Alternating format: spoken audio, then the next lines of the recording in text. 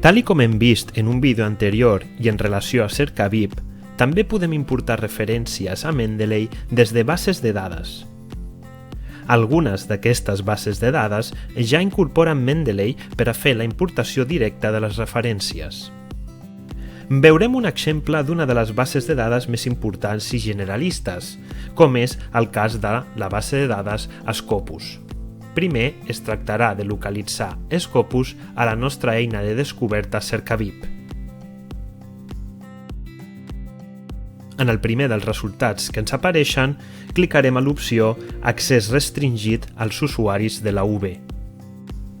Si no les hem introduït anteriorment, ara se'ns demanaran les nostres credencials de la Universitat de Barcelona per tal d'accedir a la versió que tenim subscrita d'Scopus. Per a aquest exemple farem una cerca qualsevol. A la finestra de resultats clicarem la referència o referències que ens interessen i seleccionarem l'opció Export. Com veiem, a la nova finestra se'ns dona l'opció d'exportar la referència a Mendeley. Només haurem de seleccionar aquesta opció i clicar a Export. Compte, perquè si no estem registrats a Scopus no podrem exportar les referències a Mendeley directament. Haurem de clicar a Sign in or Create Account per tal de o bé autenticar-nos a Scopus o bé registrar-nos-hi de forma gratuïta. Tot i això, no és necessari que us registreu a Scopus per a poder exportar la referència a Mendeley. Existeix l'opció de fer-ho a través dels fitxers RIS.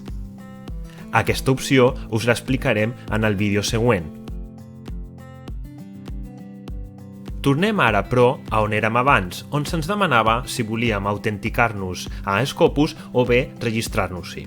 Si hi cliquem, se'ns obrirà una nova finestra. Si ja estem registrats a Scopus, només caldrà introduir el nostre correu electrònic, clicar a Continue, escriure la nostra clau i fer Sign in.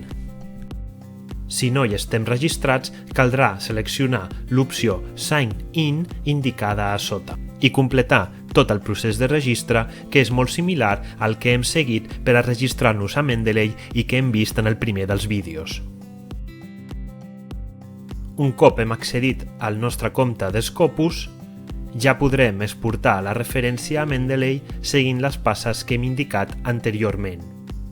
Per a importar diverses referències alhora, el procediment és el mateix. Només canvia que, en el moment de seleccionar les referències, haguem seleccionat totes les referències que desitgem.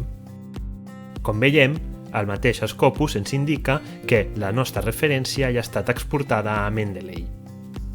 Recordeu de clicar a Sync en la versió d'escriptori de Mendeley per a sincronitzar la versió d'escriptori amb la versió web i així visualitzar la referència recentment importada.